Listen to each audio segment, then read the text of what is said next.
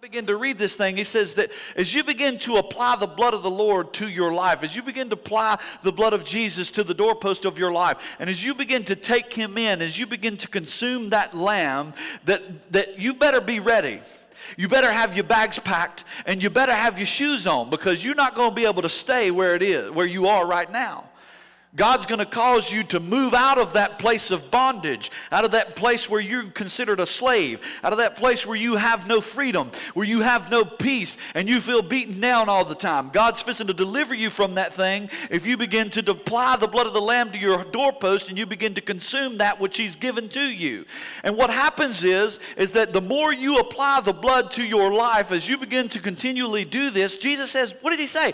Do this in remembrance of who?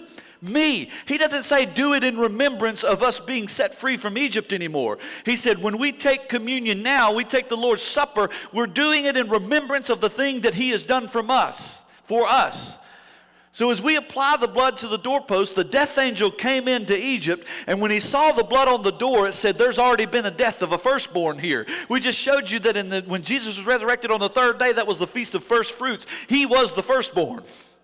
You see what I'm saying? So when we apply that to our life, the death angel comes and says there's already been a death exacted here by the firstborn. And he moves on. But those who have not applied the blood to the door, the death angel went in and he took the firstborn of every family. When he went to Pharaoh, guess what he did? He took Pharaoh's firstborn son.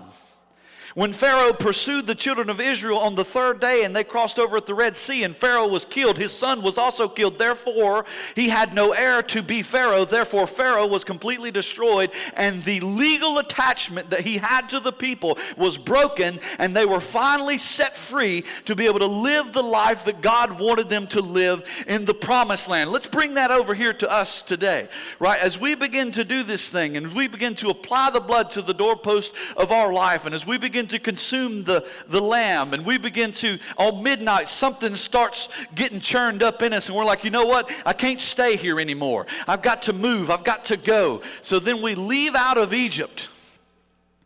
And then on that third day, when we feel like we're at the Red Sea and we feel like we're being pursued by something. You always feel like you're being pursued when you're trying to follow God. It feels like something's after you.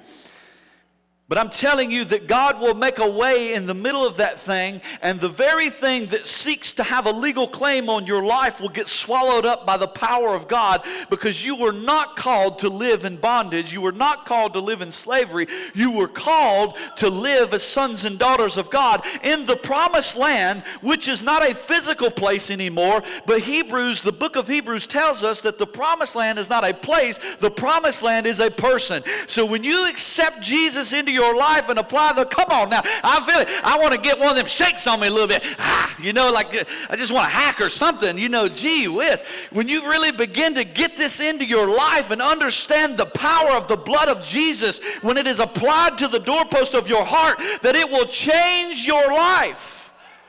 You can't live the way you used to live. You can't walk the way you used to walk. And what's even more powerful than that is that it says that when the children of Israel come out of Egypt, that there was not a feeble one among them. They wandered the wilderness for 40 years and nobody got sick. Their clothes didn't wear out. The shoes didn't wear out. So I'm here to tell you that the answer to the sickness that's going on in the world right now is to do something in remembrance of him. Because when the blood is applied to the door, there's not a feeble one among them. So I'm telling you that I believe that the power of communion, that when we do this in remembrance of him, we are in fact saying to the world, we are putting the spiritual world on notice that, hey, the blood of the Lamb has been applied to my doorpost. No sickness will come nigh my dwelling.